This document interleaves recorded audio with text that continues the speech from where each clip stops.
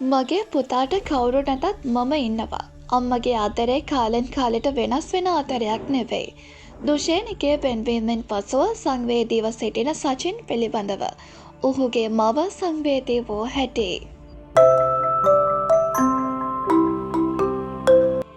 ජනප්‍රිය රංගන ශිල්පී සචින් ලියනගේ සහ රංගන ශිල්පිනී දුෂේන මියුරන්ගේ අතර ඇති වී තිබුණු සම්බන්ධතාවය මේ වන විට බිඳී ගොස් තිබෙනවා.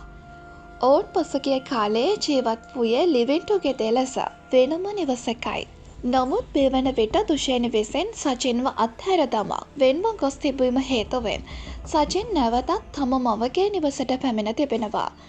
සචින් දුෂේනිගේ රූගත කරන ස්ථානවලට පවා පැමිණ දුෂේනි සමග රංගනයේ යෙදෙන නළුවන්ට පවා බලපෑම් කරමින් සැක කිරීම හේතුවෙන් මෙම සම්බන්ධතාවය බිඳී ගිය බවටයි දුෂේනිගේ පාර්ශවයෙන් පවසා තිබුණේ. කෙසේ නමුත් මේ වන විට රැවුල් කොණ්ඩය පවා වවාගෙන මව සමග නිවසට වී සිටින සචින් පිළිබඳව ඔහුගේ ආදරණීය මව පවසා තිබුණේ මෙවන් කතාවක්. පුතා සම්බන්ධය ගැන මුලින්ම කිව්වේ මට.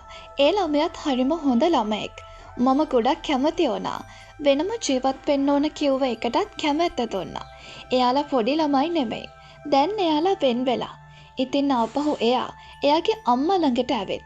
එයා පිට හිටියත් ගෙදර හිටියත් පුතා පුතාම තමයි. එයාට කවුරු නැති වුණත් මම ඉන්නවා. යනුවෙන් ඇය පවසනවා.